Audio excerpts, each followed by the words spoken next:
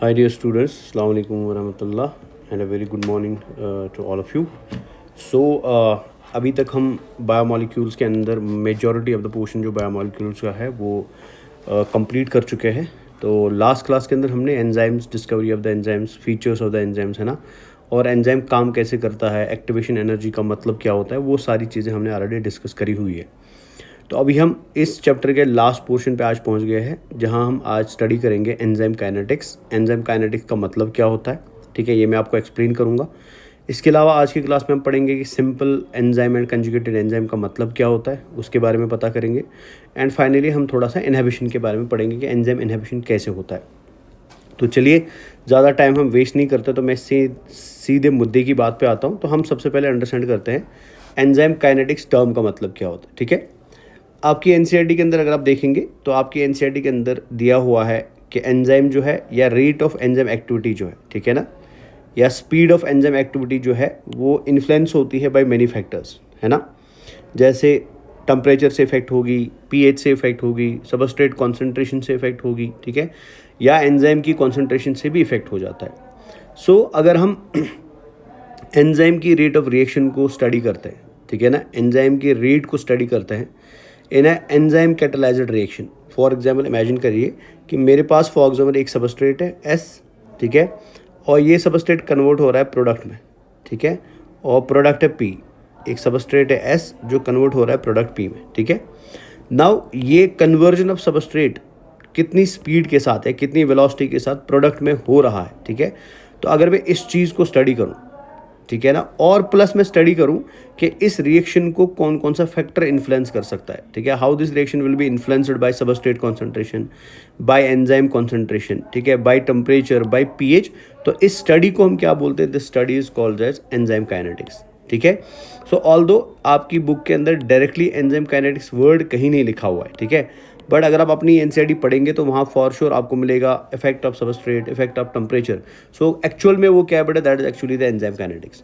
तो अगर मैं यहाँ पे डिफाइन करूँ एंजाइम काइनेटिक्स का मतलब क्या होता है, मैं ऐसे लिख सकता हूँ, study of rate,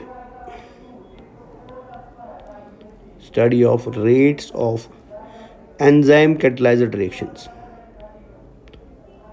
enzyme catalyzed reactions, enzyme catalyzed reactions, ठीक है, and factors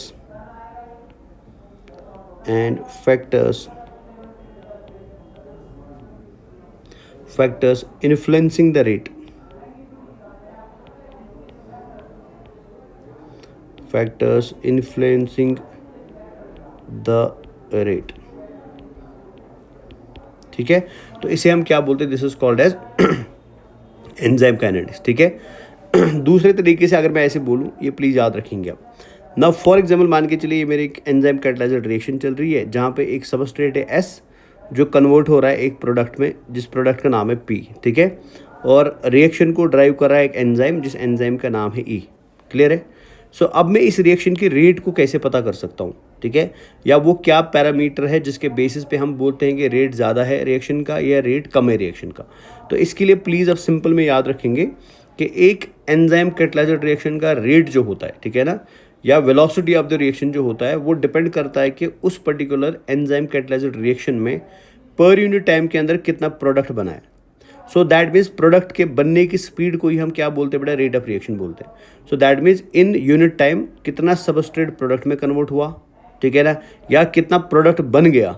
सो यही प्रोडक्ट के बनने को बेटा हम क्या बोलते हैं, this is called as rate of reaction. तो अगर मैं इधर शॉर्ट में लिख दूं बेटा, मैं ऐसे लिख सकता हूँ ना, रेट और वेलोसिटी ऑफ अ रिएक्शन, है ना, रेट और वेलोसिटी ऑफ रिएक्शन या एंजाइम कैटालाइज्ड रिएक्शन आप याद रखेंगे, रेट और velocity of enzyme catalysed reaction is equal to, ठीक है ना, rate of product formation is equal to rate of product formation, rate of product formation.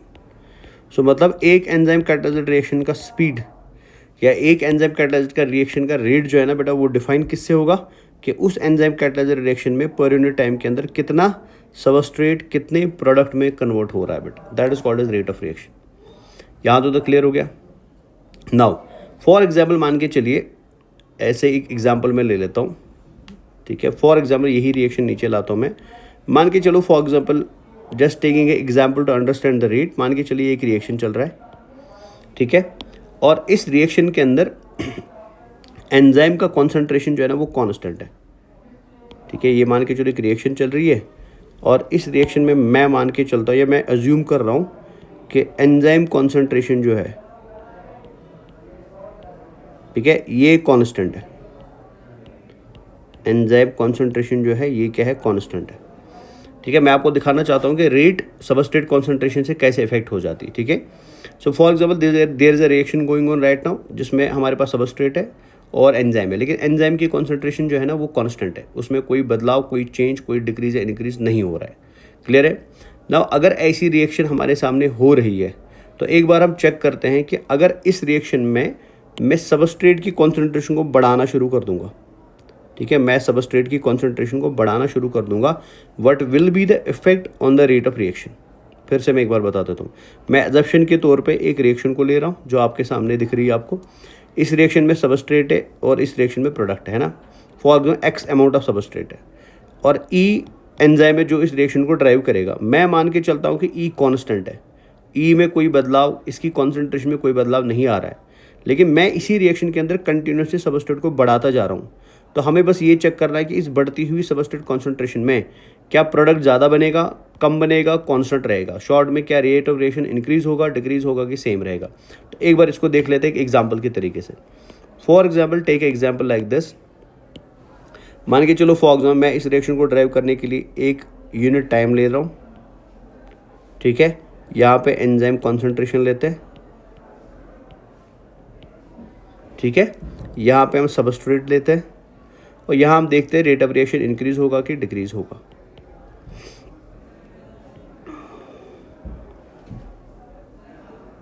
तो फॉर एग्जाम्पल ये एक रिएक्शन की हम बात कर रहे हैं ऐसे, ठीक है। फॉर एग्जाम्पल इस रिएक्शन में मैं मान के चलता हूँ कि पर यूनिट टाइम 1 मिनट है, ठीक है, 1 मिनट है।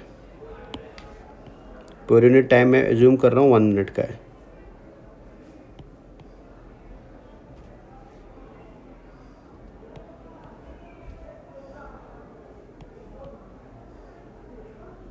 तो for example per unit time में 1 मिनट ले रहा हूँ और फॉर एग्जाम्पल एंजाइम की कॉन्सेंट्रेशन मैंने शुरुआत में ही बोला था हम कांस्टेंट रखेंगे। तो फॉर एग्जाम्पल मैंने एंजाइम की कॉन्सेंट्रेशन रखी है 1000 मॉलिक्यूल्स ऑफ एंजाइम, ठीक है। तो एंजाइम इस रिएक्शन में मैंने कितने लिए, 1000। तो इधर भी फॉर एग्जाम्पल मैं 1000 लेता हूँ बिकॉज कांस्टेंट है ना, इधर भी 1000, इधर भी 1000 और इधर भी 1000।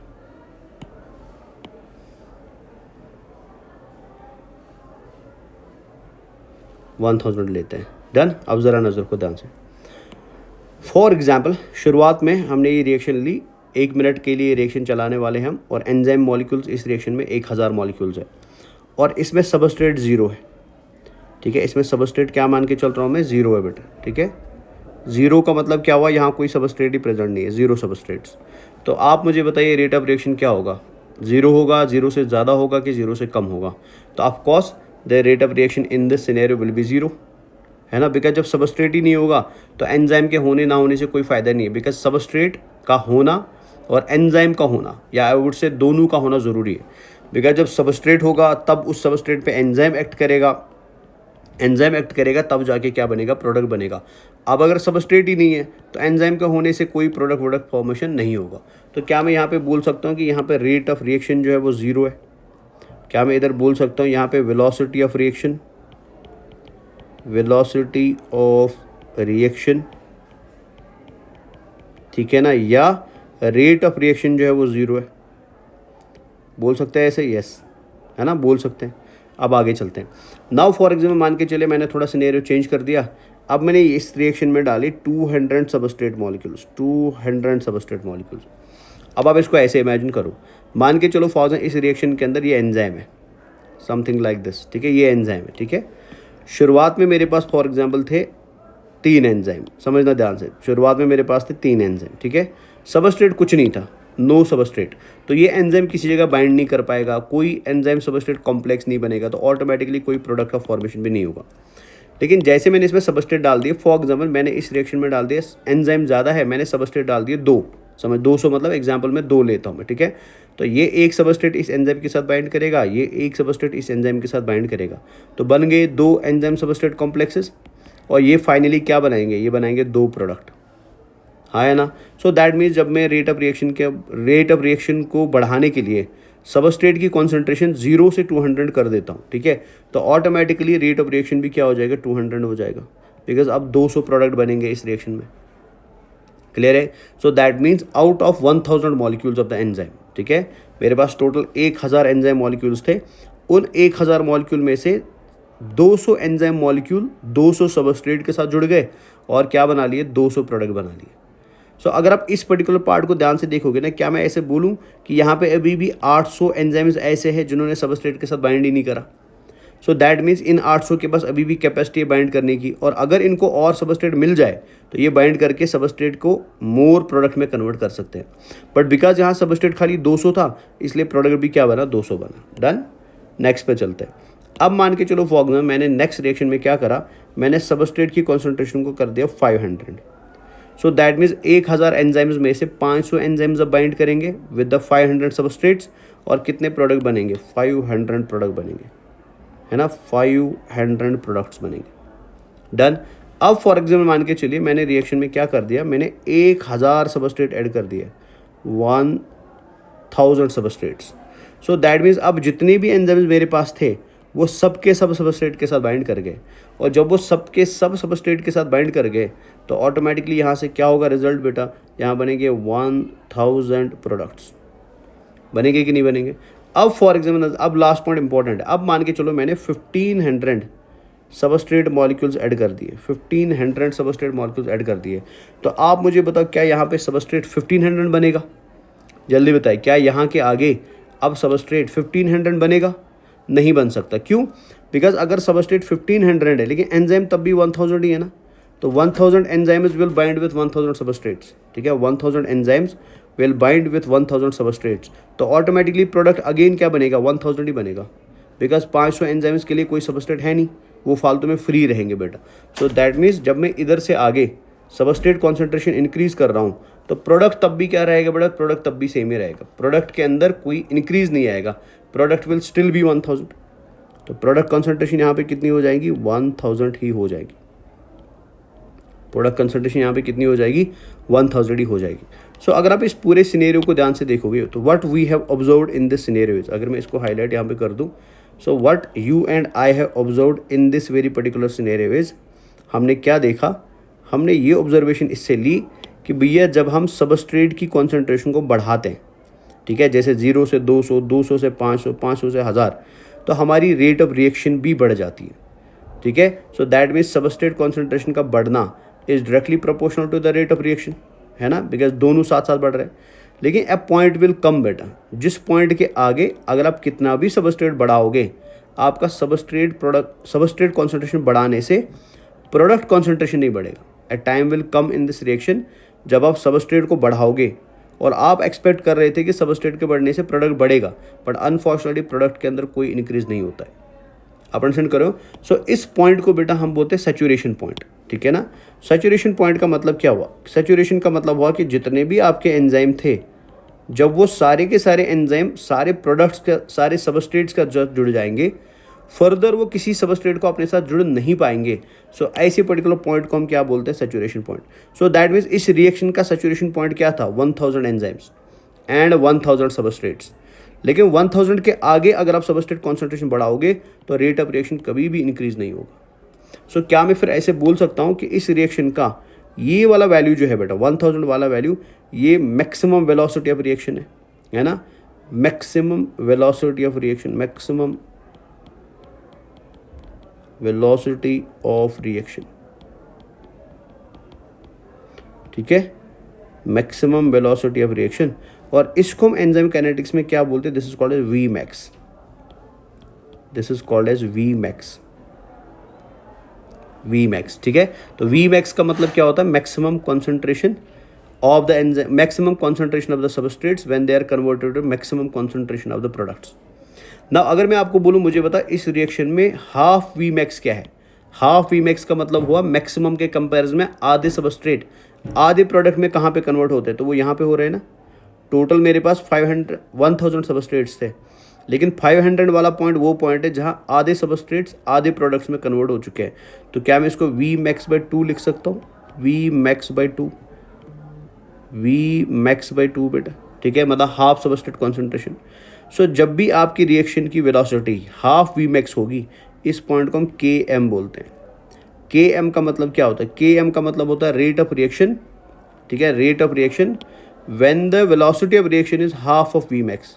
जब आपकी सबस्ट्रेट कॉन्सेंट्रेशन में हाफ सबस्ट्रेट्स हाफ प्रोडक्ट्स में कन्वर्ट हुए हो, सो दैट मीन्स वहाँ पे रेट ऑफ रिएक्शन मैक्सिमम से आधा है। तो इस मैक्सिमम से आधे वाली पॉइंट पे सबस्ट्रेट कॉन्सेंट्रेशन को हम क्या बोलते हैं, के एम। तो K M is the substrate concentration at reaction velocity of V max by 2। जब आपकी velocity of reaction V max by 2 होती है या वी मैक्स के कंपैरिजन में आधी हो जाती है, तो उस आधी कॉन्सेंट्रेशन में सबस्ट्रेट्स कितने हैं, so that substrate concentration is denoted by के। ये क्लियर हुआ। सो फर्दर यहाँ पे आपने क्या देखा, अगर मैं इसको सिंपलाइज कर दूँ तो आपने देखा कि rate of reaction will increase for sure, ठीक है ना, when substrate concentration is increased. But ये हमेशा नहीं बढ़ेगी, इट विल बिकम सैचुरेटेड और it will become stagnant after a certain span of the time. ना अगर मैं इसको ऐसे ग्राफ की फॉर्म में ले आऊँ तो इसका ग्राफ कैसे बनेगा वो नजर रखिए ध्यान से, ये पूछा जाता है आपको एग्जाम में। सो फॉर एग्जाम्पल ये मान के चलो मैं यहाँ पे देख रहा हूँ effect of substrate concentration on the enzyme activity, है ना। एंजाइम काइनेटिक्स में यहाँ पे मैं क्या चेक कर रहा हूँ, effect of substrate concentration on velocity of reaction और रेट ऑफ रिएक्शन, ठीक है। तो ये यहाँ पे इस वाई एक्सिस पे मान के चलो हम लिख रहे हैं वेलोसिटी ऑफ रिएक्शन,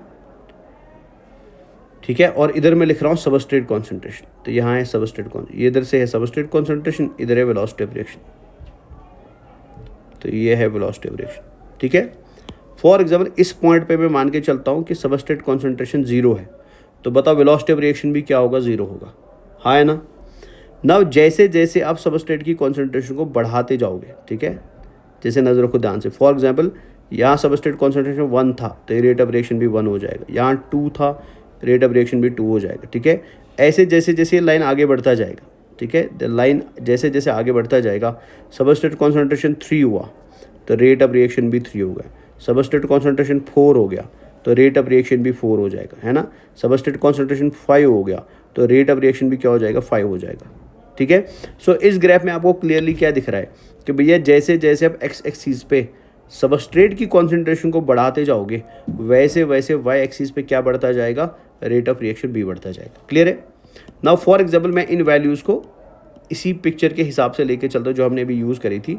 मान के चलो इस पिक्चर पे हमारे पास यहाँ पे सबस्ट्रेट कॉन्सेंट्रेशन 0 है, फिर 200 है, ठीक है, फिर 500 है, फिर 1000 है, ठीक है, फिर 1500 है, फिर 2000 है और समथिंग लाइक दिस, ठीक है।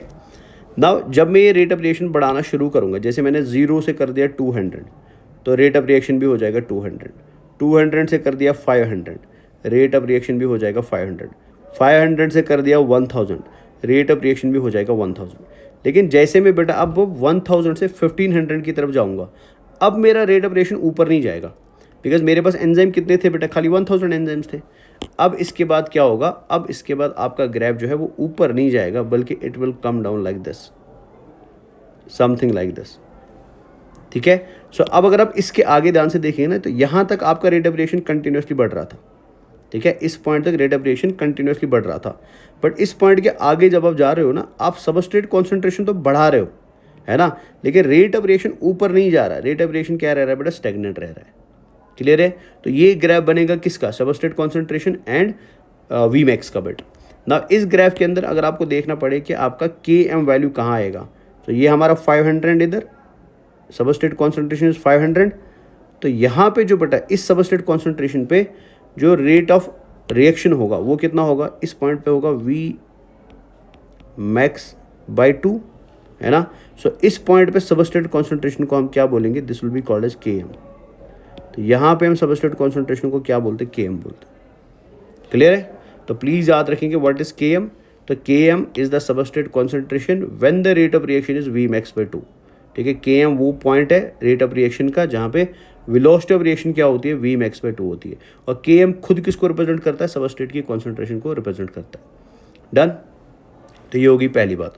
दूसरी बात आप याद रखेंगे, अब अगर मैं इस रिएक्शन में सबस्ट्रेट की कॉन्सेंट्रेशन के अलावा एंजाइम की कॉन्सेंट्रेशन को बढ़ाना शुरू करना, जरूर ध्यान, जैसे फॉर एग्जाम्पल इस पॉइंट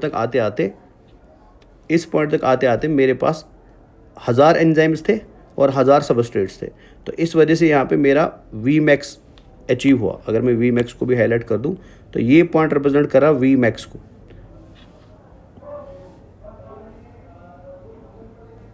ठीक है, ये पॉइंट रिप्रेजेंट कर रहा Vmax को। यहाँ पे इसका मतलब क्या हुआ कि ये पॉइंट जो है, इसको मैं हाईलाइट कर देता हूँ, ये है maximum velocity of the reaction, Vmax। ये है maximum velocity of the reaction. ठीक है ना, ये नीचे वाला क्या है, दिस इज Vmax/2। ये है Vmax/2, मतलब half of the maximum velocity of the reaction. Now मान के चलो फॉर एग्जाम्पल इस पॉइंट पे आते आते सारे एंजाइम सैचुरेट हो गए, 1000 एंजाइम्स थे, 1000 सबस्ट्रेट्स के साथ बाइंड कर गए, सैचुरेशन आ गया। नाउ अगर मैं इधर से एंजाइम की कॉन्सेंट्रेशन को बढ़ाना शुरू कर दूं तो आप मुझे बताओ रेट ऑफ रिएक्शन बढ़ेगा कि कम होगा। मान के चलो अब मैंने 1500 एंजाइम्स कर दिए, तो रेट ऑफ रिएक्शन ऐसे नीचे जाएगा पॉइंट ए की साइड में या बी में जाएगा, तो rate of reaction will go towards B. फिर मैं 1500 से 2000 एंजाइम्स कर दे तो rate of reaction will go to the C. So in short मैं क्या कहना चाहता हूँ, इन शॉर्ट आप याद रखेंगे रेट ऑफ रिएक्शन जो है वो डायरेक्टली प्रोपोर्शनल होती है एंजाइम कॉन्सेंट्रेशन के। जैसे जैसे आप एंजाइम बढ़ाते जाओगे रेट ऑफ रिएक्शन भी क्या होता जाएगा, बढ़ता जाएगा। क्लियर है? जैसे जैसे आप सबस्ट्रेट की कॉन्सेंट्रेशन को बढ़ाते जाओगे रेट ऑफ रिएक्शन तब भी बढ़ेगा, बट एक पर्टिकुलर पॉइंट तक बढ़ेगा, उस पॉइंट के आगे नहीं बढ़ेगा बेटा, बिकॉज अब आपके सारे एंजाइम्स क्या हो चुके हैं, सैचुरेट हो चुके हैं। तो सैचुरेशन का मतलब होता है सारे एंजाइम्स बाइंड हो चुके हैं किन के साथ, अपने अपने सबस्ट्रेट्स के साथ। क्लियर है? यहाँ तक तो क्लियर हो गया। तो this is the first part जो हमने फिनिश कर दिया। तो आपने यहाँ पे सीखा effect of the substrate concentration on the enzyme activity. Substrate concentration enzyme activity को कैसे इन्फ्लुएंस करता है वो मैंने इधर आपको एक्सप्लेन कर दिया। क्लियर है? तो आगे चलते हैं नेक्स्ट।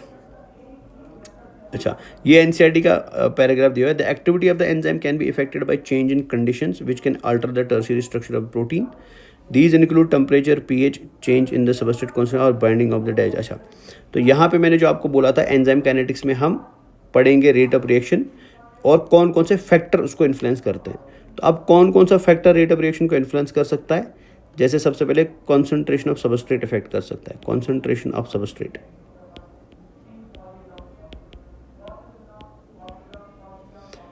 इफेक्ट कर सकता है कॉन्सेंट्रेशन ऑफ एंजाइम।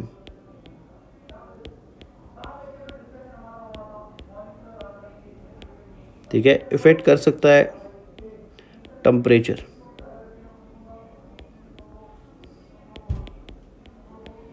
इफेक्ट कर सकता है पीएच। ठीक है, इफेक्ट कर सकता है प्रेजेंस ऑफ इनहिबिटर्स। तो ये सारे फैक्टर्स जो है ये सबस्ट्रेट एंजाइम की रेट ऑफ रिएक्शन को क्या करते हैं, इन्फ्लुएंस करते हैं। तो इसमें हमने सबस्ट्रेट का पढ़ लिया, एंजाइम का पढ़ लिया, अब हम पढ़ेंगे टेम्परेचर, पीएच एंड इनहिबिटर्स। ठीक है, तो चलिए आगे चलते हैं। तो आप देखते हैं टेम्परेचर का इफेक्ट एंड पीएच का इफेक्ट क्या होता है। सिंपल में आपको याद रखना है, हर एक एंजाइम की रेट ऑफ रिएक्शन इंक्रीज हो जाएगी जब आप उसका टेम्परेचर इंक्रीज करना शुरू करेंगे, बट वो रेट ऑफ रिएक्शन तब तक ही इंक्रीज होगा जब तक वो एंजाइम अपने ऑप्टिमम टेम्परेचर पे नहीं पहुंचेगा। तो just giving example to all of you is, for example मैं अपनी बॉडी की बात करता हूँ। ठीक है, आप सबको पता है कि हमारी बॉडी का जो ऑप्टिमम टेम्परेचर है that is approximately equal to 37 to 40 degree Celsius, है ना, 40 डिग्री सेल्सियस, 37 डिग्री सेल्सियस तो 40 डिग्री सेल्सियस। अब मान के चलो फौजो मेरे पास एक एंजाइम है बेटा, ये 10 डिग्री सेल्सियस पे है। ठीक है, सो जब मैं इस एंजाइम की टेम्परेचर को इंक्रीज करना शुरू करूँगा, 10 से 20 पे आएगा, 20 से 30 पे आएगा, 30 से 40 पे आएगा, तो आहिस्ता आहिस्ता इसका रेट ऑफ रिएक्शन क्या होता जाएगा, बढ़ता जाएगा।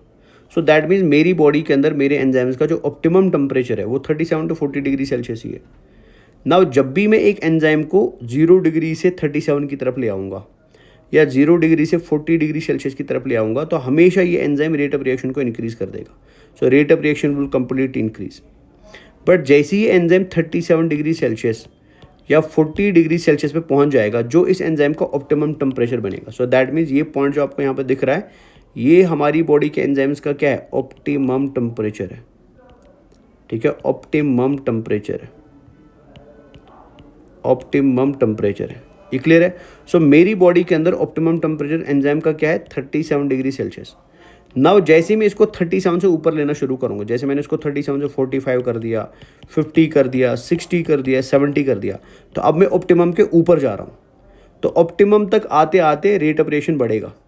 लेकिन जैसे आप ऑप्टिमम को पार करोगे, मतलब आपने ऑप्टिमम से ज़्यादा टेम्परेचर इस एंजाइम को देना शुरू कर दिया, अब ये एंजाइम का रेट ऑफ रिएक्शन नहीं बढ़ेगा।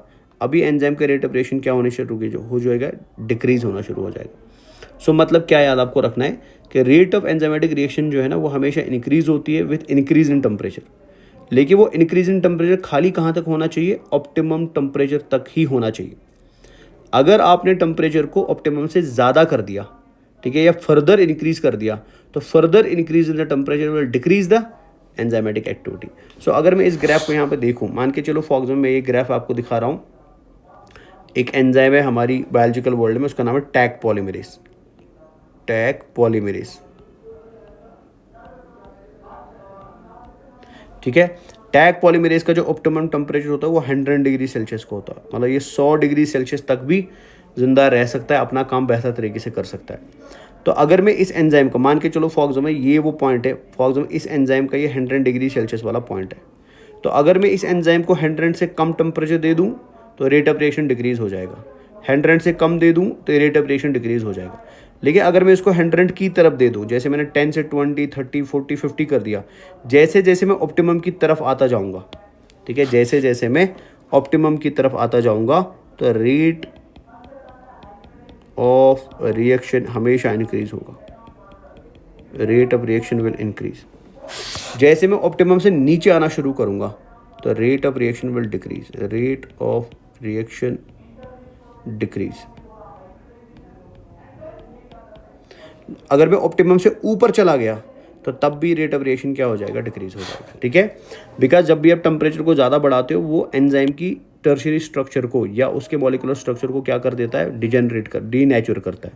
सो मोर टेम्परेचर, प्लीज याद रखेंगे, high temperature always denatures the enzyme.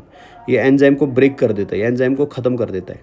Low temperature enzyme को बेटा आई वुड से फ्रीज कर देता है, मतलब वो उसको मॉलिक्यूलर स्ट्रक्चर को तोड़ेगा नहीं, वो मॉलिक्यूलर स्ट्रक्चर को फ्रीज कर देगा। But high temperature molecular structure को क्या कर देता है, ब्रेक कर देता है। जो लॉजिक आपने टेम्परेचर का देखा, एग्जैक्टली वही लॉजिक पीएच का भी है। ठीक है, हर एक एंजाइम का एक ऑप्टिमम पीएच होता है। ठीक है, हर एक एंजाइम के काम करने का ऑप्टिमम। जैसे मैं कुछ एंजाइम का एग्जांपल दूं, जैसे पेप्सिन एक एंजाइम है, आपने पढ़ा होगा 10th क्लास में पेप्सिन को। तो पेप्सिन का ऑप्टिमम पीएच है 1 to 2, मतलब ये बेस्ट काम 1 से 2 पीएच में कर सकता है। जैसे एल्कलाइन फॉस्फेट है एक एंजाइम, एल्कलाइन फॉस्फेटेस,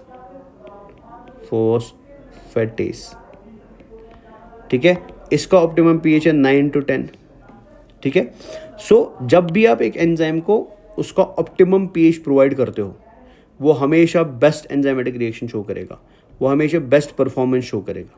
ठीक है, जैसे पेप्सिन का ऑप्टिमम पीएच है 1 से 2, तो जब आप इसको 1 से 2 पीएच दोगे, जो उसका ऑप्टिमम पीएच है, तो ये हमेशा बेस्ट काम करेगा। नाउ अगर आप इस पेप्सिन को पीएच दे रहे हो 1 से नीचे या 2 के ऊपर, मतलब लेस देन द ऑप्टिमम और ग्रेटर देन द ऑप्टिमम, तो ऐसे केस में हमेशा इस पेप्सिन की रेट ऑफ रिएक्शन क्या हो जाएगी, डिक्रीज हो जाएगी। ठीक है, same happens for the alkaline phosphatase. Alkaline phosphatase का ऑप्टिमम पीएच है 9 to 10।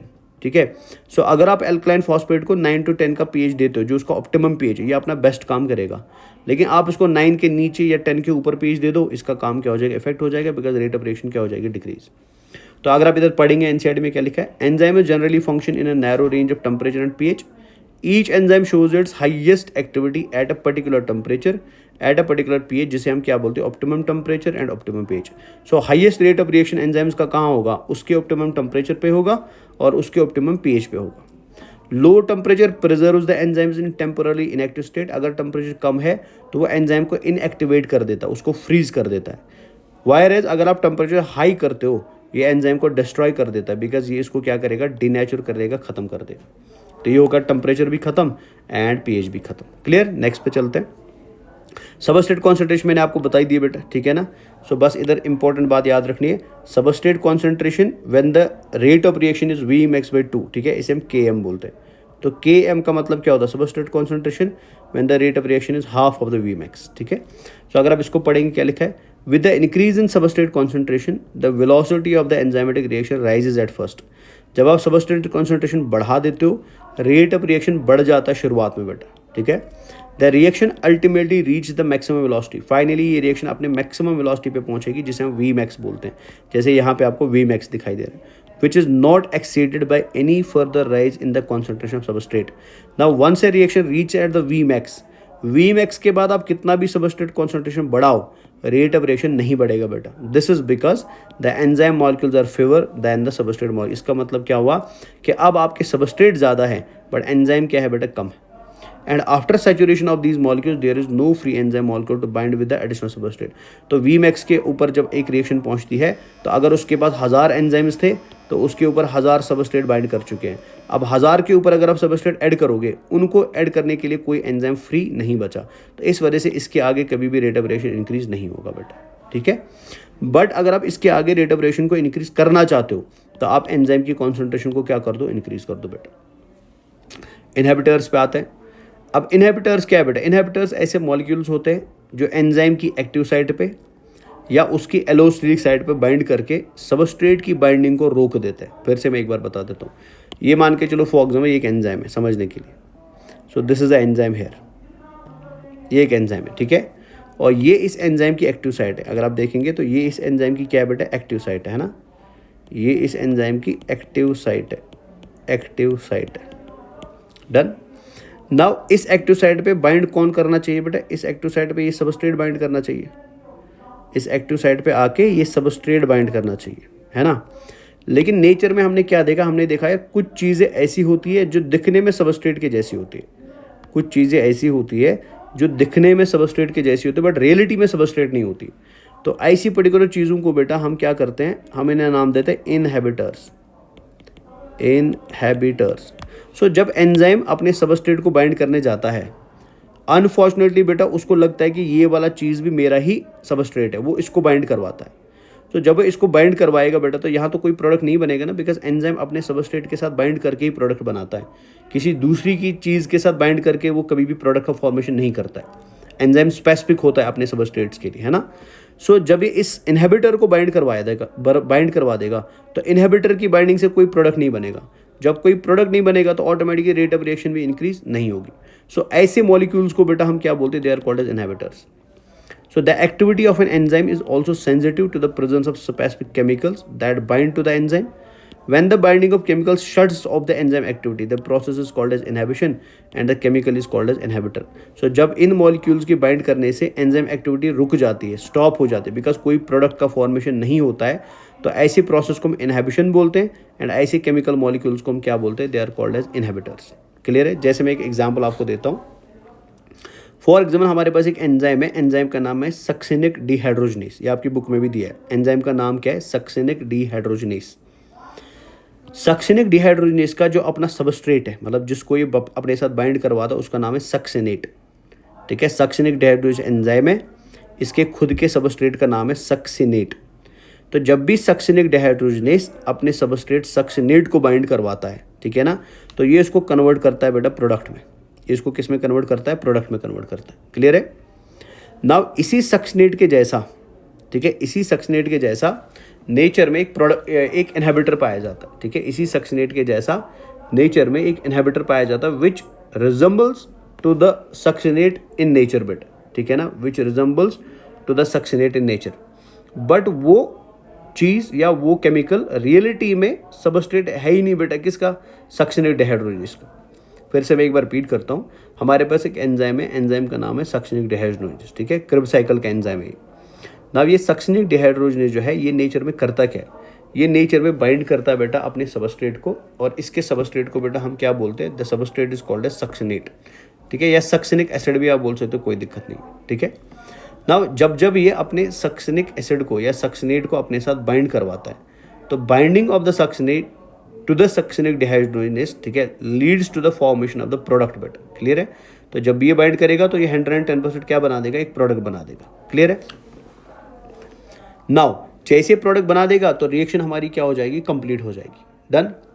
नाउ हमने क्या देखा, हमने देखा कि इसी सक्सिनेट के जैसा नेचर में और एक मॉलिक्यूल है जिसको हम बोलते हैं मेलोनेट। इसको हम क्या बोलते हैं, तो ये इसका खुद का सक्सिनेट हुआ, ऊपर पिक्चर में सेम ही कलर दिया हुआ है, ये इसका खुद का सक्सिनेट हुआ। लेकिन सक्सिनेट के जैसा और एक चीज़ है कॉल्ड एज मेलोनेट, ठीक है। नाउ जब सक्सिनेट जुड़ता था, जैसे आपने ऊपर देखा, जब सक्सिनेट जुड़ता था अपने एंजाइम सक्सिनिक डिहाइड्रोजनेस के साथ, ठीक है, तो वो एक प्रोडक्ट का फॉर्मेशन करता था। क्लियर है? नाउ इमेजिन कर लो कि इस सक्सिनेट के बदले एक इनहिबिटर जुड़ा, जिस इनहिबिटर का नाम है मेलोनेट, ठीक है ना। तो मेलोनेट के जुड़ने से बेटा आगे कोई भी प्रोडक्ट का फॉर्मेशन नहीं होता है। मेलोनेट यहाँ पे बाइंड करेगा और एंजाइम के थ्रू कोई भी प्रोडक्ट का फॉर्मेशन नहीं होगा। सो that means when ever A inhibitor और एक competitive inhibitor, because competitive inhibitor ऐसा इनहिबिटर होता है जो दिखने में एकदम सबस्ट्रेट के जैसा होता है। दोज इनहिबिटर्स जो रिजम्बल करते हैं बेटा किन के साथ, ओरिजिनल सबस्ट्रेट्स के साथ इन देयर स्ट्रक्चर, ऐसे इनहिबिटर्स को हम बोलते हैं बेटा कम्पिटेटिव इनहिबिटर्स। तो जब एक कम्पिटेटिव इनहिबिटर, जैसे मेलोनेट कम्पिटेटिव इनहिबिटर है सक्सिनेट का, मेलोनेट कम्पिटेटिव इनहिबिटर है सक्सिनेट का, तो जब मेलोनेट एंजाइम के साथ बाइंड करता है, ठीक है, तो मेलोनेट के बाइंड करने से एंजाइम कोई भी प्रोडक्ट नहीं देगा। तो जब कोई भी प्रोडक्ट नहीं देगा, रेट ऑफ रिएक्शन बढ़ेगा कि रेट ऑफ रिएक्शन कम होगा, रेट ऑफ रिएक्शन कम हो जाएगा बेटा। तो ये खत्म हो गया बेटा, ठीक है। तो when the inhibitor closely resembles the substrate in its molecular structure and inhibits the activity of enzyme, it is called as competitive inhibitor। तो ये याद रखना, competitive inhibitor दिखने में किसके जैसा होता है, एक्चुअल सबस्ट्रेट के जैसा होता है। Due to its close structural similarity with the substrate, the inhibitor competes with the substrate for the substrate binding site of the enzyme. मतलब यहाँ पे एक इनहिबिटर है, एक सबस्ट्रेट है, दोनों एक्टिव साइट पे ही बाइंड करना चाहते हैं। तो जब दोनों एक्टिव साइट पे ही बाइंड करना चाहते हैं, दोनों बेटा कंपटीशन करेंगे कहाँ बाइंड करने के लिए, एक्टिव साइट पे बाइंड करने के लिए। नाउ जब सबस्ट्रेट अपने एंजाइम के साथ बाइंड करेगा तो ऑटोमेटिकली अपना प्रोडक्ट बनेगा। बट इमेजिन कर लो कि यहाँ पे इनहिबिटर बाइंड कर गया, तो इनहिबिटर के बाइंड करने से बेटा रेट ऑफ रिएक्शन या एंजाइम की रिएक्शन की स्पीड क्या हो जाती है, डिक्लाइन हो जाती है। That is inhibition of the succinic dehydrogenase by malonate which closely resembles the substrate succinate in structure. Such competitive inhibitors are often used in the control of bacterial pathogens। Clear हो गया? तो ये हमारा यहाँ पे क्या हो जाता है, खत्म। डन। तो यहाँ हमने पूरी की पूरी एंजाइम काइनेटिक्स और फैक्टर्स जो हमें इन्फ्लुएंस करते हैं, एंजाइम एक्टिविटी को इन्फ्लुएंस करते हैं, वो हमने कंप्लीट कर दिया। अब हम आते हैं नेक्स्ट चीज़ पे, that is nomenclature of the enzymes बेटा। ठीक है, अब हम पढ़ते हैं क्या, नोमेनक्लेचर ऑफ एंजाइम्स। ये भी आपकी बुक में दिया है तो इसलिए इसको भी अच्छे से पढ़ना पड़ेगा। सो नोमेनक्लेचर ऑफ एंजाइम में सबसे पहले आप याद रखेंगे नोमेनक्लेचर ऑफ एंजाइम, है ना,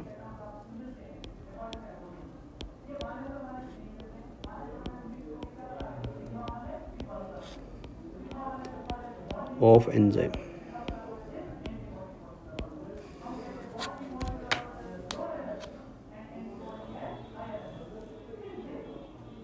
नोमेनक्लेचर ऑफ एंजाइम, ठीक है। तो एंजाइम्स को बेटा जो शुरुआत में है ना, स्टार्टिंग में जब हम एंजाइम्स को नाम देते थे, we named the enzymes in a, I would say, normal way और इन अ कॉमन वे बेटा। जैसे फॉर एग्जांपल शुरुआत का जो नोमेनक्लेचर एंजाइम्स का था, ठीक है ना, it is called as recommended nomenclature, also called as trivial nomenclature, also in short called as common names बेटा। So nomenclature of the enzyme जब शुरू हुआ, यानी जब हमने एंजाइम्स को नाम देना शुरू कर दिया, तो शुरुआत में एंजाइम्स को मतलब एवं ही नाम देते थे, कोई प्रॉपर प्रोसीजर, कोई प्रॉपर रूल्स रेगुलेशंस ऐसा कुछ भी नहीं था। तो एक कॉमन तरीके से नाम देते थे। सो उस कॉमन तरीके के नाम देने को बेटा हम क्या बोलते हैं, recommended nomenclature, also called as trivial nomenclature, also called as common nomenclature है, शॉर्ट में क्या बोलते हैं, कॉमन नेम्स भी बोलते हैं। ठीक है, तो शुरुआत में सबसे पहले इसी से शुरू करता हूँ मैं। तो पहला टाइप ऑफ नोमेनक्लेचर जो था, पहला टाइप ऑफ नोमेनक्लेचर जो था, इसे हम नाम देते थे रिकमेंडेड नोमेनक्लेचर,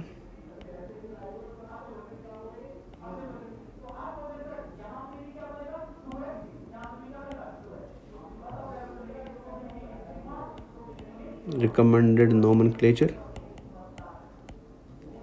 ठीक है, also called as trivial, trivial nomenclature, ठीक है, ट्राइवियल नॉमेनक्लेचर और कॉमन नॉमेनक्लेचर। डन। तो इस तरीके से हम शुरुआत में एंजाइम्स को क्या करते थे, नाम देते थे। तो ये शुरुआत वाला नॉमेनक्लेचर हुआ, ठीक है, पहला नॉमेनक्लेचर। अब इस नॉमेनक्लेचर की प्रॉब्लम क्या थी बेटा, एक बार वो देख लेते हैं। इस नॉमेनक्लेचर के अंदर हम नेचर ऑफ द सबस्ट्रेट और नेचर ऑफ द रिएक्शन, मतलब कौन सी रिएक्शन हो रही है वो पता नहीं कर सकते थे, ठीक है। Can not know about nature of substrate,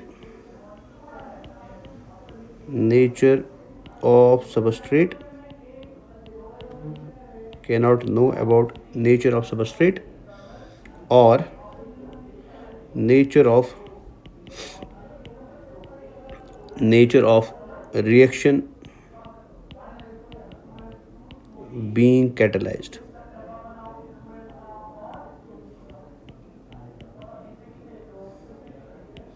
तो यहाँ हमें आइडिया नहीं लगता था रिएक्शन कौन सी हो रही है, प्रोसेस क्या चल रहा है, ठीक है, कुछ इसका कौन सा सबस्ट्रेट है, कौन सा प्रोडक्ट है, इसका हमें कोई आइडिया नहीं होता था। जैसे मैं कुछ एग्जांपल्स दूंगा। फॉर एग्जांपल मैं इधर एक एंजाइम का नाम लिख देता हूँ आपके सामने। जैसे फॉर एग्जांपल मैंने लिखा ट्रिप्सिन,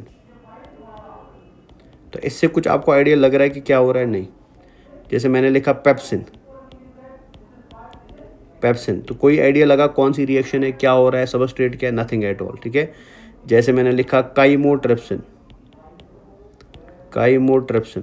तो ये कुछ ऐसे नॉमेनक्लेचर्स थे जहां हम एंजाइम का कौन सा रिएक्शन हो रहा है, कौन सा सबस्ट्रेट यूज़ हो रहा है, इसके बारे में कोई भी आइडिया नहीं लगा पाते थे, ठीक है।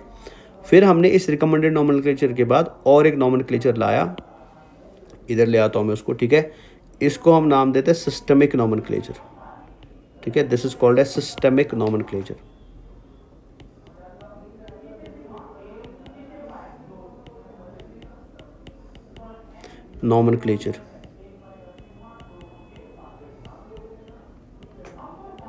Systemic nomenclature. Now systemic nomenclature की खास बात क्या थी? सिस्टमिक नॉमेनक्लेचर की खास बात ये थी कि यहाँ हमें दो चीज़ों का इन्फॉर्मेशन मिलता था, ठीक है। इस नॉमेनक्लेचर से हमें दो चीज़ें पता चलती थी। पहली चीज़, हम यहाँ पे सबस्ट्रेट के बारे में आइडिया लगा सकते कि सबस्ट्रेट क्या है। हमें नेम ऑफ सबस्ट्रेट का आइडिया लगता था, नेम ऑफ सबस्ट्रेट का आइडिया लग जाता था कि सबस्ट्रेट कौन सा है, या टाइप ऑफ द रिएक्शन कौन सी चल रही है, type of reaction catalysed,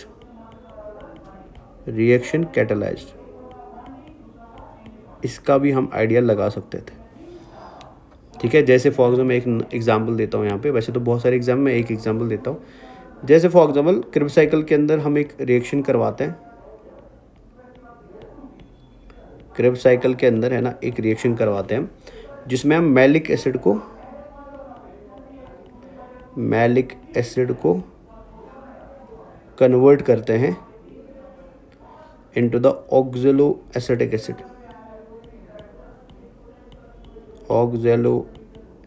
acid, ठीक है। और इस रिएक्शन में हम एक कोफैक्टर भी यूज़ करते हैं, जैसे NAD प्लस हम यूज़ करते हैं जो कन्वर्ट हो जाता है NADH में, ठीक है। सो इस रिएक्शन में जो एंजाइम यूज़ हो रहा है, सुनना ध्यान से, इस रिएक्शन में जो एंजाइम यूज़ हो रहा है, we name this enzyme as malate dehydrogenase. हम इसको क्या नाम देते हैं? Malate dehydrogenase. तो अगर आप इस एंजाइम का नाम ध्यान से देखेंगे तो आपको क्लियरली यहाँ पे क्या पता चल रहा है कि सबस्ट्रेट कौन है, सबस्ट्रेट मैलिक एसिड है, और उस सबस्ट्रेट की कौन सी रिएक्शन हो रही है, डिहाइड्रोजनेशन रिएक्शन हो रही है। डिहाइड्रोजनेशन का मतलब क्या हुआ? ऑक्सीडेशन भी हो रही है एंड रिडक्शन भी हो रही है बेटा, ठीक है। तो इस तरीके से भी हम एंजाइम्स को नाम देते हैं, क्लियर। फिर हमने फाइनली एक नया सिस्टम ऑफ द नोमेनक्लेचर लाया, which is the modern system of the nomenclature, जो आपकी बुक में दिया हुआ है। ठीक है। तो modern system of the nomenclature, जिस नॉमेनक्लेचर के अंदर हमने दुनिया के सारे एंजाइम्स को, ठीक है ना, आपके एनसीईआरटी में 6 क्लासेस दी है, बट अभी एक रिसेंटली नई क्लास भी ऐड हुई तो वो भी मैं ऐड कर दूंगा इधर। तो हमने दुनिया के सारे एंजाइम्स को 7 ग्रुप्स या 7 क्लासेस में डिवाइड कर दिया है। तो वो कौन कौन सी, ये है मॉडर्न नॉमेनक्लेचर, मैं लिख देता हूँ इधर, मॉडर्न नॉमेनक्लेचर, मॉडर्न नॉमेनक्लेचर, ठीक है। तो इस नॉमेनक्लेचर में हमने क्या कर दिया, दुनिया के सारे एंजाइम्स को कितने ग्रुप्स में डिवाइड कर दिया। आपकी बुक में दिए है टोटल 6 ग्रुप्स, ठीक है, बट रिसेंटली और एक ग्रुप ऐड हुआ है तो मैं वो भी ऐड कर दूंगा, आप उसको प्लीज़ अलग से याद रख देना। और इस नॉमेनक्लेचर को हम बोलते हैं एंजाइम कमीशन नॉमेनक्लेचर, ठीक है। This is also called as EC nomenclature, also called as EC nomenclature,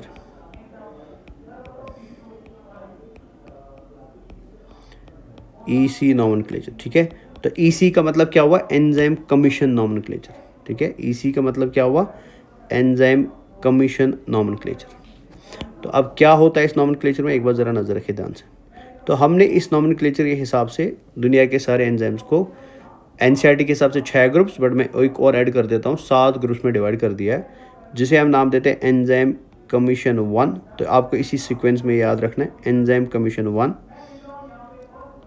enzyme commission 2, enzyme commission 3, enzyme commission 4, enzyme commission 5, enzyme commission 6, यहाँ तक आपकी बुक में दिया हुआ है।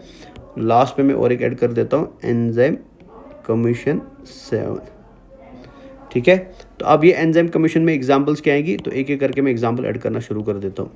जैसे एंजाइम कमीशन 1 में एंजाइम्स जो आते हैं they are called as oxido reductases, ठीक है, ऑक्सीडो रिडक्टेसेस, ऑक्सीडो रिडक्टेसेस। तो दुनिया के सारे वो एंजाइम्स जो ऑक्सीडेशन एंड रिडक्शन रिएक्शन कर सकते हैं, उन्हें हम किन में डालते हैं बेटा, एंजाइम कमीशन 1 में डालते हैं। सेकेंड जो ग्रुप आएगा दे आर कॉल्ड एज ट्रांसफरेसेस, ट्रांसफरेसेस क्या होते हैं ये थोड़ी देर में आपको पता चल जाएगा, ट्रांसफरेसेस। एंजाइम कमीशन 3 में आते हैं बेटा हाइड्रोलेसिस, हाइड्रोलेसिस, ठीक है, हाइड्रोलेसिस।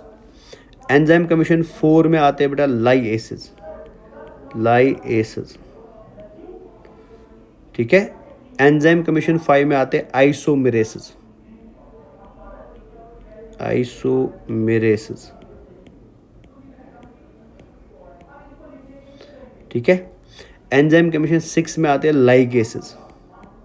तो ऊपर है लाइएसिस, ये है लाइगेसिस, तो दोनों अलग है, वो है LY, ये है LI, ठीक है। और एंजाइम कमीशन 7 जो रिसेंटली ऐड हुआ है दे आर कॉल्ड एज ट्रांसलोकेसिस,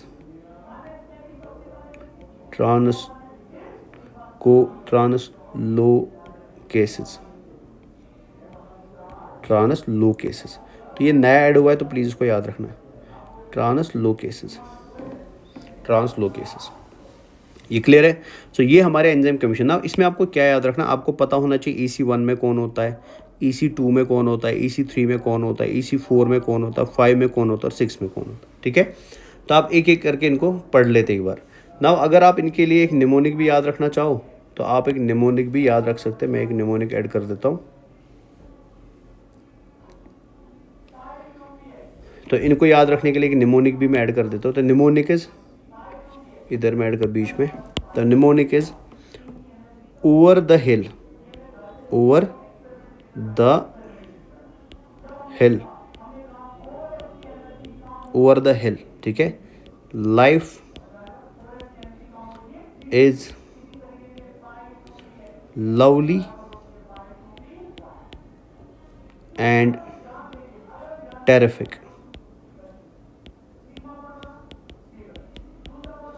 ठीक है। तो O का मतलब हो गया ऑक्सीडेटिव, T का मतलब हो गया ट्रांसफरेस, H का मतलब हो गया हाइड्रोलेस, L का मतलब हो गया लाइएस, I का मतलब हो गया आइसोमेरेस, L का मतलब हो गया लाइगेस एंड T का मतलब हो गया ट्रांसलोकेस, ठीक है। तो ये इसका ट्रिक है, आप याद रखेंगे। अब एक एक करके पढ़ते हैं। सबसे पहले पढ़ेंगे हम ऑक्सीडो रिडक्टेस को। तो ऑक्सीडो रिडक्टेस कैसे एंजाइम्स होते हैं, तो ये आपके बुक में भी दिया है एक्सप्लेनेशन, तो प्लीज़ समझिए इसको ध्यान से। पहला आएगा oxido reductase.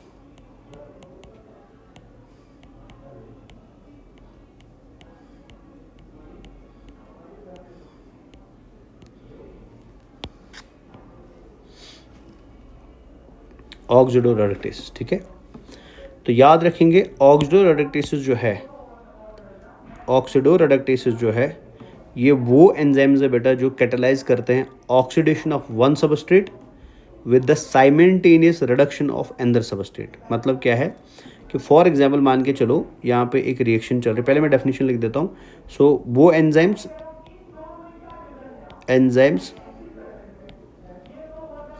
Which catalyze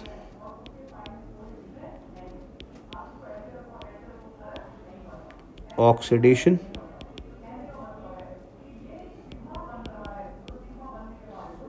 of one substrate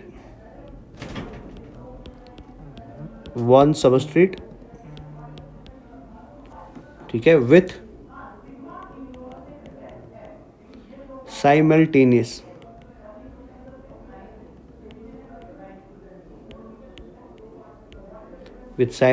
reduction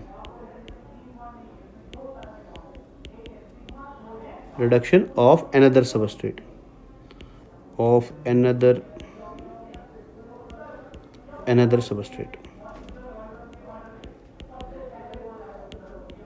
ठीक है।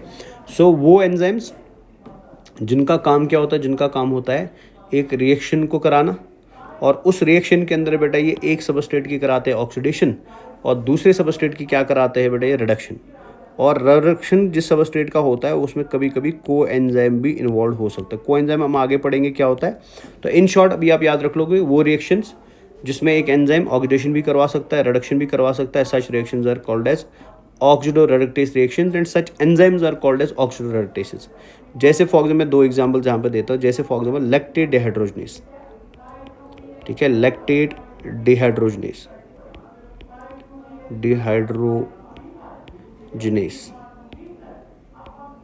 तो it is a example of oxido reductase enzyme. जैसे सक्सिनेट डिहाइड्रोजनेस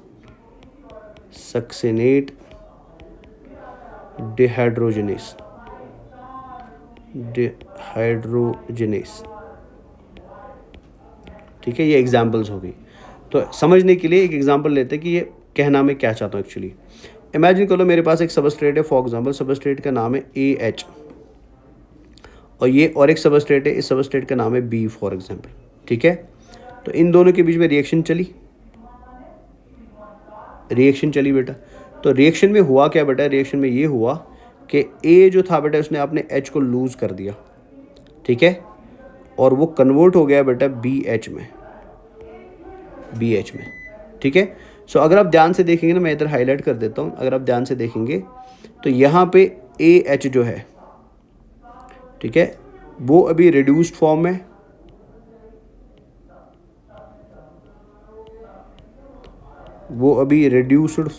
है, ठीक है। लेकिन जब रिएक्शन ख़त्म हो गई इसने H को लूज़ कर दिया ना, और बिकॉज इसने H को लूज़ कर दिया तो इसकी क्या होगी बेटा, इसकी होगी ऑक्सीडेशन। इसकी क्या हुई, ऑक्सीडेशन। इसको मैं इधर ऐड कर देता हूँ, तो इसकी हुई ऑक्सीडेशन,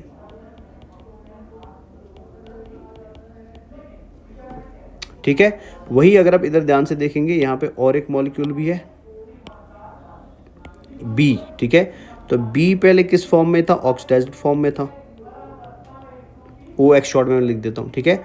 और जब रिएक्शन कंप्लीट हुई तो ये किस फॉर्म में कन्वर्ट हुआ बेटा, ये BH फॉर्म में कन्वर्ट हुआ।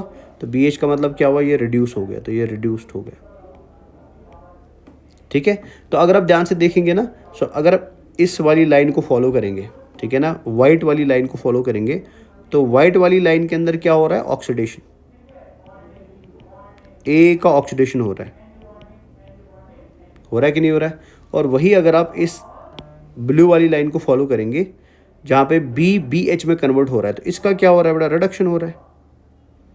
सो यहाँ पे साइमल्टेनियसली दोनों चीज़ें हुई, एक का हुआ ऑक्सीडेशन और एक का क्या हुआ, रिडक्शन, ठीक है।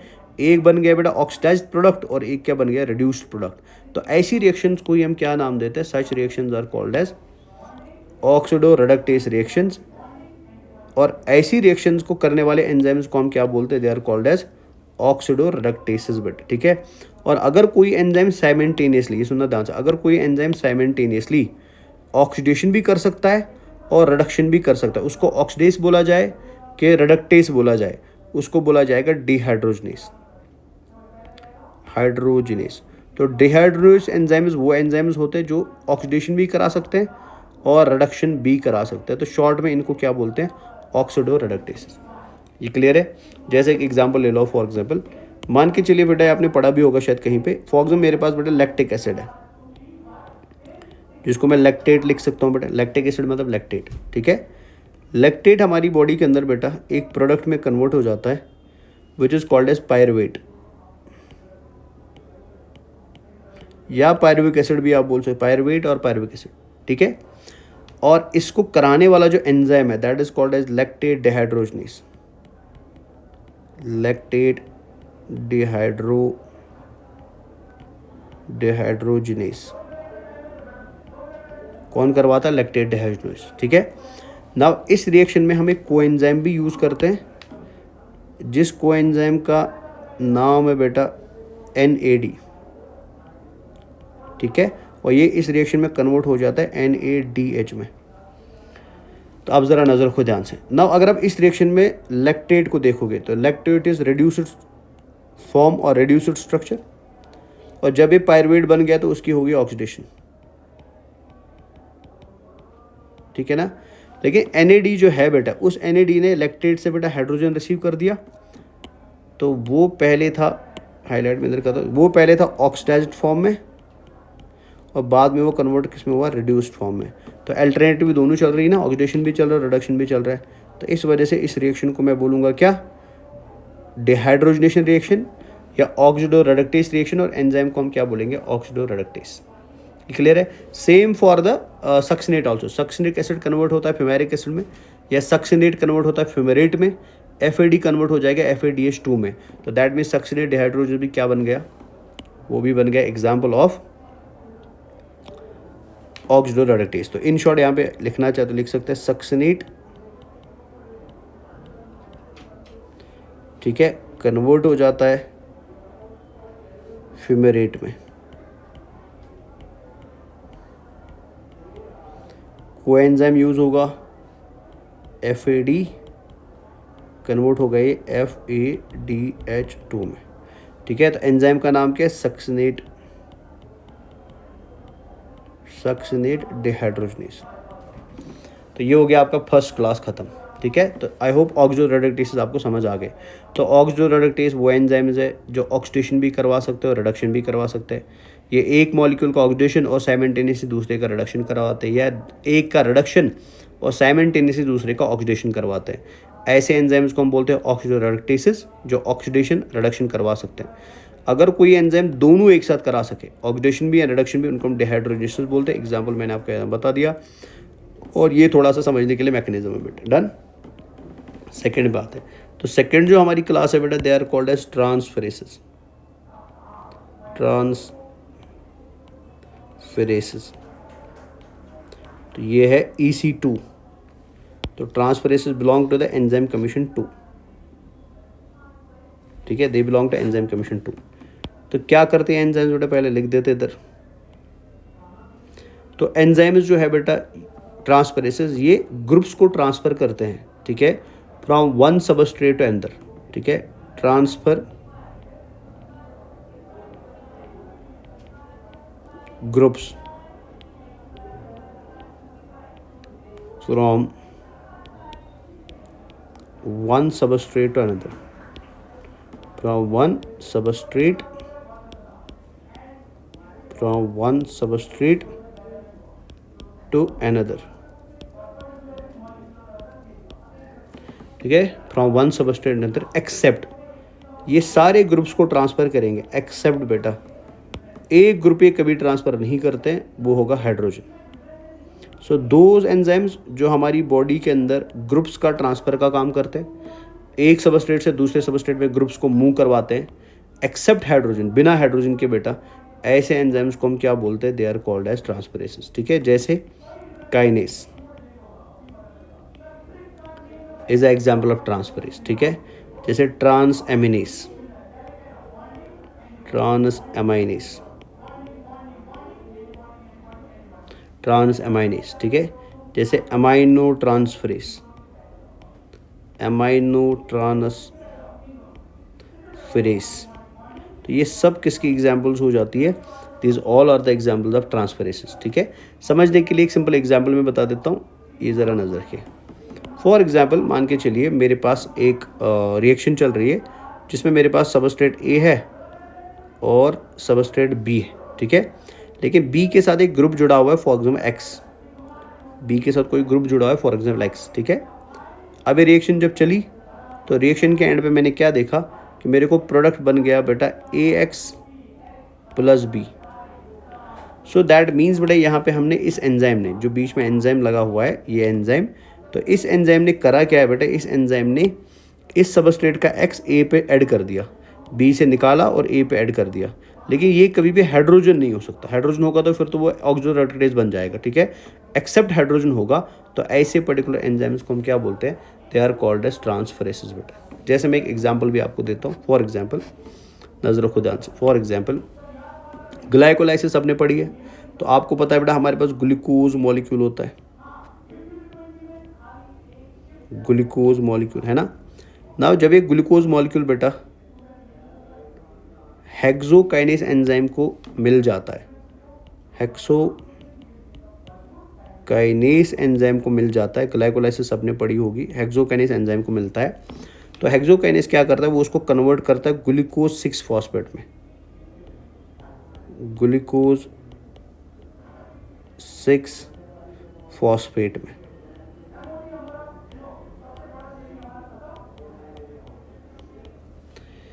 ठीक है। अब क्वेश्चन यहाँ पे अराइज होता है कि सर फॉस्फेट कहाँ से आए, तो इस फॉस्फेट को लाने के लिए हेक्सोकाइनेस क्या करता है, ये एटीपी को पकड़ता है। आपको पता है एटीपी में 3 फॉस्फेट होते हैं, तो ये एटीपी को तोड़ के कन्वर्ट करता है एडीपी में। सो दैट मीन्स 3 फॉस्फेट में से एक फॉस्फेट इसने निकाल दिया ताकि एटीपी कन्वर्ट हो जाए एडीपी में। टी के पास 3 फॉस्फेट थे, डी के पास खाली 2 ही फॉस्फेट है, तो एक फॉस्फेट कहाँ गया, इस हेक्सोकाइनेस ने उस फॉस्फेट को ऐड कर दिया किस पे, ग्लूकोज के 6th कार्बन पे। तो अगर आप ग्लूकोज देखें, ग्लूकोज में 6 कार्बन है, 1 2 3 4 5 और 6, ठीक है। तो शुरुआत में इसके पास कोई फॉस्फेट नहीं था, लेकिन जब हेक्सोकाइनेस को ये मॉलिक्यूल मिल गया तो हेक्सोकाइनेस ने क्या करा, एटीपी से एक फॉस्फेट चुरा के इसके 6th कार्बन पे ऐड कर दिया। तो इसी ट्रांसफर ऑफ द ग्रुप्स को हम क्या बोलते हैं, ट्रांसफरेसेस बोलते हैं। समझ आया कि नहीं समझ आया, ये क्लियर है? तो दिस इज डन, आगे चलते हैं, ठीक है। ट्रांसफरेसेस खत्म, अब नेक्स्ट पे चलते हैं। तो नेक्स्ट हमारा है हाइड्रोलिसिस। तो ये EC3 हो गया,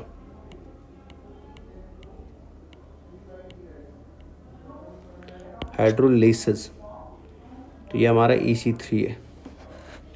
तो क्या होते हैं हाइड्रोलिसिस, एक बार देख लेते हैं,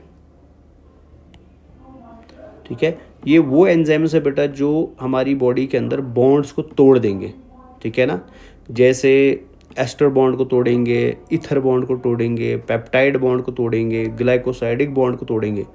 लेकिन बॉन्ड को तोड़ने के लिए हमेशा वाटर को ऐड करते हैं, मतलब ये हाइड्रेशन करवाता है, एडिशन ऑफ वाटर करवाते हैं। सो वो एंजाइम्स जो कोवलेंट बॉन्ड्स को हमारी बॉडी में बायोमॉलिक्यूल्स के अंदर तोड़ देते हैं बाय एडिशन ऑफ वाटर बेटा, ऐसे एंजाइम्स को हम क्या बोलते हैं, हाइड्रोलिसिस, ठीक है। एंजाइम्स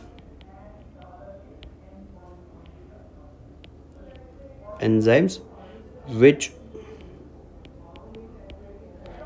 hydrolyze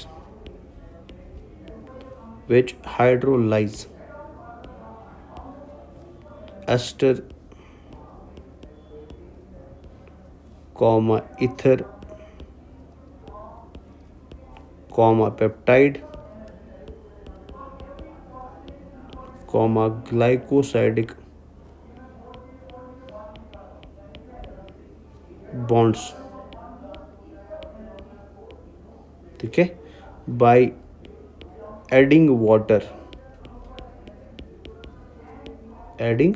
वाटर, ठीक है, and thus breaking the bond, and thus breaking the bond. तो ऐसे एंजाइम्स को हम क्या बोलते हैं, आर कॉल्ड एज हाइड्रोलाइसिस। ठीक है, तो एग्जाम्पल अगर आपको लिखनी पड़े तो all digestive enzymes, but examples है ना, ऑल डाइजेस्टिव एंजाइम्स, जो भी हमारे डाइजेस्टिव सिस्टम में एंजाइम्स डाइजेशन में हेल्प करते हैं, वो सब के सब क्या होते हैं, they all are hydrolysis, all digestive enzymes. ठीक है, इसके अलावा यूरिएस, डन। जैसे फॉर एग्जाम्पल एग्जाम्पल एक ले लेता हूँ, फॉर एग्जाम्पल मान के चलिए हमारे पास सुक्रोज था, पढ़ा चुका हूँ मैं आपको ऑलरेडी बेटा सुक्रोज। सुक्रोज सबस्ट्रेट जो है बेटा, ठीक है, जब उस पर एक्ट करता है एंजाइम सुक्रेस, सुक्रेस, तो सुक्रेस क्या करता है बेटा, ये इस सुक्रोज के अंदर वाटर मॉलिक्यूल को ऐड कर देगा, तो यहाँ पे एडिशन ऑफ वाटर हुआ। ठीक है, तो ये सुक्रोज मॉलिक्यूल टूटेगा बेटा, ये ब्रेक होगा इनटू ग्लूकोज प्लस फ्रक्टोज। ठीक है, सिमिलरली जैसे मेरे पास प्रोटीन है, उसको मैंने प्रोटीएस एंजाइम के सामने रखा, तो प्रोटीएस में पानी ऐड करेगा, बनेंगे अमाइनो एसिड्स। ठीक है, जैसे फॉर एग्जाम्पल मेरे पास यूरिया है बेटा,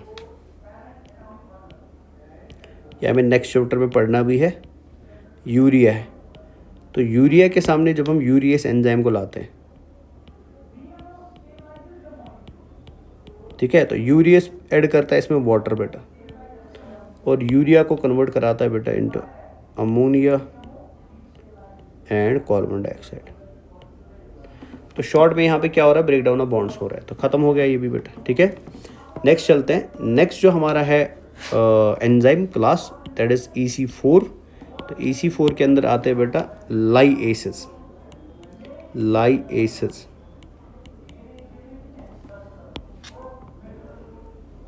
एक है लाइगेस, एक है लाइएस। ठीक है, तो ये है लाइएस। तो लाइएसिस क्या है बेटा, ये वो एंजाइम्स है जो ऐसी रिएक्शंस को कैटालाइज करते हैं, ठीक है, जहां बॉन्ड्स को तोड़ा जाता है, लेकिन यहाँ बॉन्ड वाटर की एडिशन से नहीं टूटता है, किसी और मैकेनिज्म से टूटेगा। सो दोज एंजाइम्स जो बॉन्ड्स का ब्रेक डाउन करते हैं by not adding the water बेटा। ठीक है, ये बॉन्ड का एडिशन किसी और मैकेनिज्म से करते हैं, तो ऐसी पर्टिकुलर एंजाइम्स को हम क्या बोलते हैं, लाइसिस बोलते हैं। ठीक है, तो enzymes which catalyse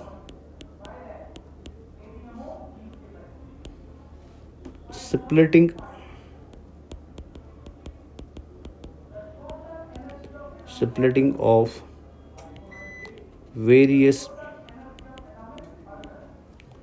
compounds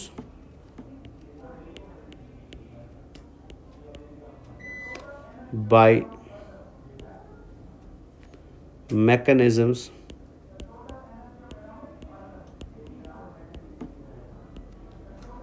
other than hydrolysis,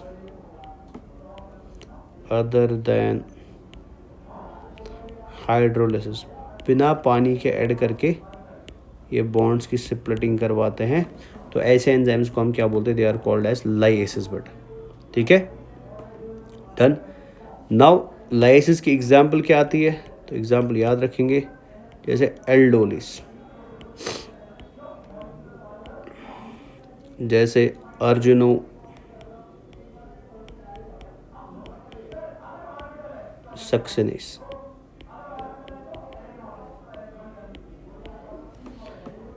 done. जैसे फॉर एग्जाम्पल ये पहले का एग्जाम्पल मैं बता देता हूँ आपको, जैसे आपने ग्लाइकोलाइसिस पढ़ी अगर है, तो उसमें लिखा है फ्रक्टोस 1,6 बिस फॉस्फेट। ठीक है, फ्रक्टोस 1,6 बिस फॉस्फेट कन्वर्ट होता है बेटा into glyceraldehyde 3 phosphate plus dihydroxy acetone phosphate. ये 6 कार्बन का मॉलिक्यूल है, ये 3 कार्बन का बना 1 और ये 3 कार्बन का बना 2, और इसको बनाने के पीछे कौन है, एल्डोलिस। ठीक है, तो एल्डोलिस ने इसको तोड़ा, ब्रेक करा, but by not adding the water. So ये एंजाइम्स कार्बन कार्बन बॉन्ड को तोड़ सकते हैं, कार्बन ऑक्सीजन बॉन्ड को तोड़ सकते हैं, कार्बन नाइट्रोजन बॉन्ड को तोड़ सकते हैं, कार्बन सल्फर, बट ये कभी भी वाटर के एडिशन से बॉन्ड को ब्रेक नहीं करते हैं बेटा, ठीक है। तो ऐसे एंजाइम्स को हम क्या बोलते हैं, लाइसिस।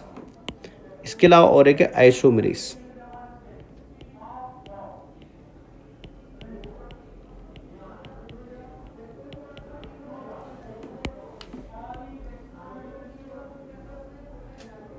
आइसोमेरेसिस, ठीक है। तो आइसोमेरेसिस वो एंजाइम्स है बेटे जो आइसोमेराइजेशन कराएंगे, ठीक है। आइसोमेराइजेशन का मतलब क्या होता है, जो inter conversion of the isomers कराएंगे, विच कैटालाइज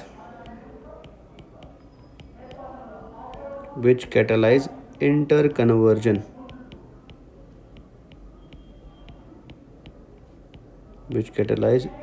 कन्वर्जन, ऑफ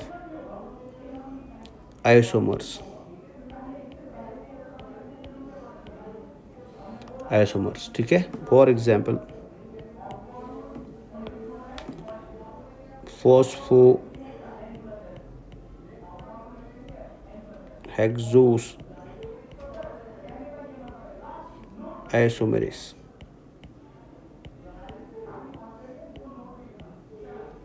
ठीक है। Triose phosphate isomerase. तो ऐसे एंजाइम्स जो मॉलिक्यूल्स की आइसोमेराइजेशन करवा दे, एक मॉलिक्यूल को दूसरे मॉलिक्यूल में कन्वर्ट करे, तो ऐसे मॉलिक्यूल को हम क्या बोलते हैं, दे आर कॉल्ड एज आइसोमेरेसिस। जैसे फॉर एग्जांपल मेरे पास था ग्लूकोज 6 फॉस्फेट, ठीक है, ग्लूकोज 6 फॉस्फेट। मैंने इस ग्लूकोज 6 फॉस्फेट के ऊपर डाला एंजाइम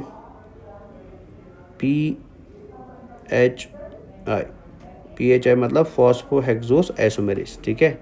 और इसने इस ग्लूकोज मॉलिक्यूल को कन्वर्ट कर दिया फ्रुक्टोज 6 फॉस्फेट में। तो ग्लूकोज फ्रुक्टोज में कन्वर्ट हुआ, हाउ, बिकॉज यहाँ आइसोमेराइजेशन रिएक्शन हुई।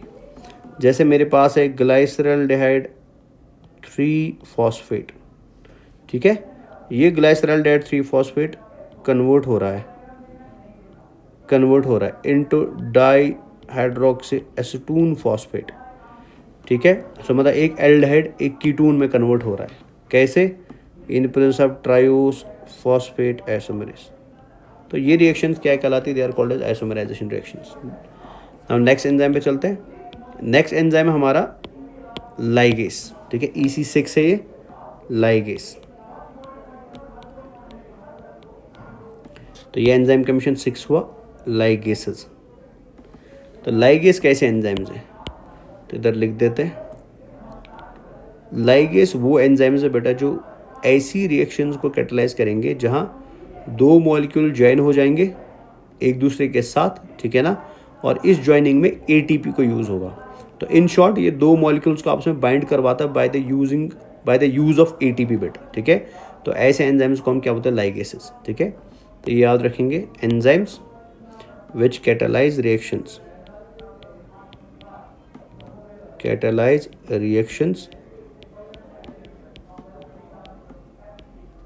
where two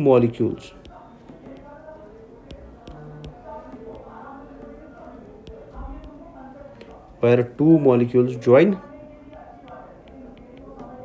together and ATP is used, ठीक है। Example, for example acetyl co enzyme A carboxylase,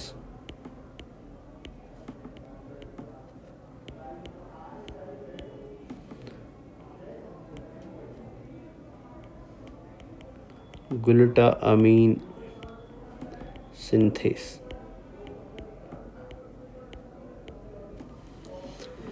ठीक है। ये लाइगेसेस हो गया। जैसे इसका एग्जांपल एक मैं लिख देता हूँ, जैसे फॉर ग्लूटामाइन सिंथेस का एग्जांपल लिख देता हूँ। जैसे हमारे पास होता है ग्लूटामेट,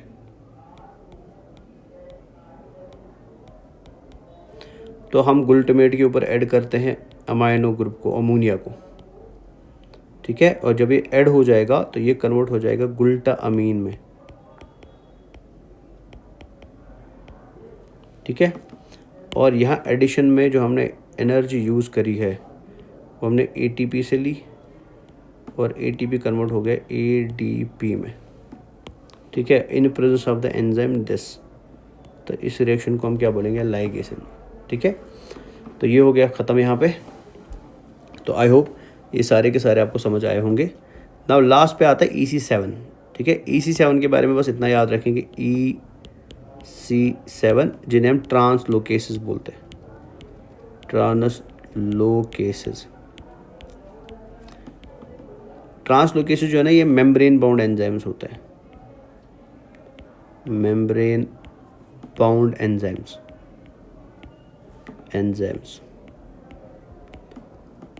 ठीक है। इनका काम क्या होता है, मेम्ब्रेन के आर पार मटेरियल्स को क्या करना, ट्रांसपोर्ट करने में हेल्प कर देना। तो ये ख़त्म हो गया आपका नॉमेनक्लेचर ऑफ द एंजाइम्स बेटा, ठीक है। सो ये ऐसे कुछ NCERT में दिया हुआ है। Thousands of enzymes have been discovered, isolated and studied. Most of these enzymes have been classified into different groups based on the type of reaction they catalyse. Enzymes are divided into 6 classes, each with 4 to 13 subclasses and named accordingly by a 4-digit number बेटा, ठीक है। तो 4 digit number से हम इनको नाम देते हैं, जैसे oxidoreductase also called as dehydrogenase, transferase, hydrolase, lyase, isomerase and ligase, ठीक है। तो ये आपकी बुक में भी दिया हुआ है, तो इसको प्लीज़ आप याद रखेंगे। तो आई होप ये क्लियर हो गया सबको, इसमें किसी को कोई डाउट नहीं है। तो अब मैं नेक्स्ट बात पे चलता हूँ, ठीक है। यहाँ तक सबको क्लियर है। अब चलते हैं नेक्स्ट चीज़ पे। अब हमारे पास नेक्स्ट चीज़ आती है कोफैक्टर्स, ठीक है। तो कोफैक्टर क्या होता है, को एंजाइम क्या होता है, प्रोस्थेटिक ग्रुप क्या होता है, ठीक है। ये मैं इंशाल्लाह आपको अलग से नेक्स्ट क्लास में करवा दूंगा, ठीक है। ऑल्दो मैं रीड करवा सकता हूँ बट उससे कोई फ़ायदा नहीं है। तो नेक्स्ट क्लास में इसको थोड़ा डिटेल में करेंगे, थोड़ा सा छोटा सा टॉपिक बनेगा बट नेक्स्ट क्लास में इंशाल्लाह करवा देता हूँ। चलो, take care of yourself and खुदा हाफ़िज़।